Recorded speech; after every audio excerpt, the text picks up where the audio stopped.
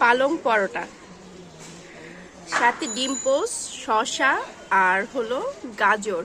আরও থাকবে কি জানেন, একটা লং, তুলসী পাতা, তারপর সুন্দর একটু আদা, একটু আদা দিয়ে চা, গরম গরম লাল চা হবে।